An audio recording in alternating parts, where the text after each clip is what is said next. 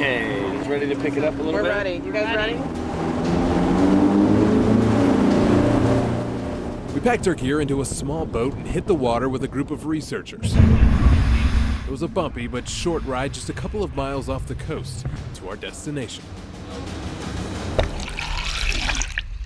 This is OCEARCH. Yeah. All right, I'm coming up. An international research group dedicated to the apex predators of the sea. Sharks. It's all about sharks. Grab the line. The 126-foot vessel spent its early days in the Bering Sea as a crab boat. It's now a ship of science. This is its first time in North Carolina. North Carolina is an amazing coast. There's a lot of shark activities in this region. And what is unique is that there hasn't been much studies on those sharks. At the helm is Captain Mark Bowden.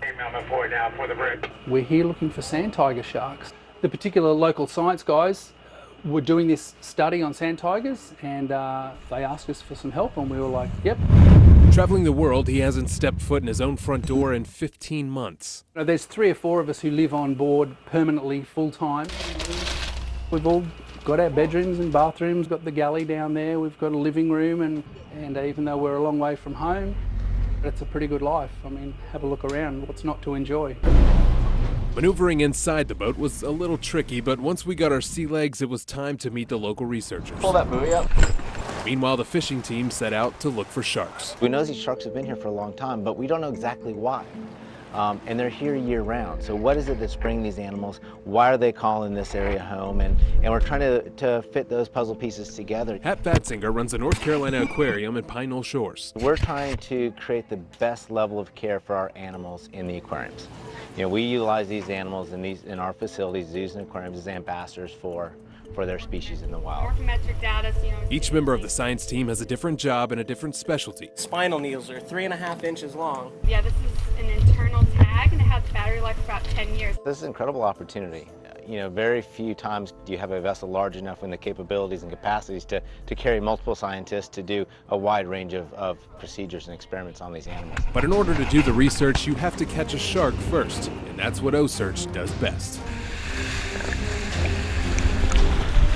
What sets the OCEARCH boat apart is this moving platform. It lifts up and slides right out over the side of the boat, drops down into the water, creates essentially like an underwater corral, if you like.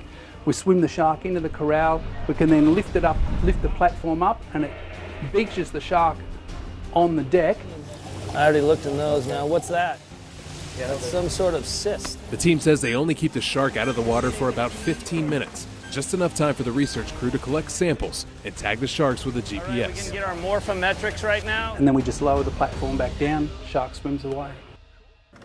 With their online shark tracker, anyone can follow the shark's migration. Yesterday, we were fortunate to tag 2 tiger sharks, female. One was about 8 feet and the other one a little bit over 9. 114. 114. But this research is about more than just seeing where sharks swim. We can't protect them, we can't conserve them until we know how they're utilizing the habitat, where they're going, and what is that critical space for them. Worldwide, shark populations are in critical decline. Scientists estimate 200,000 sharks die every day, largely from overfishing and destruction of their habitats. Give it a little splash of water there, man. Good. Surgery's done. Sharks are the balance keepers of the ocean. They're like the lions of the ocean, if you like.